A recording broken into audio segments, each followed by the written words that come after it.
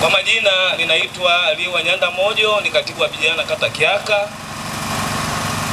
Mimi nimekuja kwa lengo moja tu la kuomba kula kwa wagombea kupitia Chama cha Mapinduzi. Sisi upande wa rais, wabunge na diwani.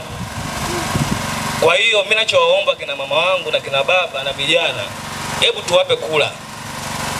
Mheshimiwa Jawili anatosha kabisa. Mheshimiwa Kiombo anatosha. Mama Samia anatosha. Jawili amepikwa kutoka umoja wa vijana. Mimi nimefanya naye kazi miaka 8. Najua roho ya Jawili koje.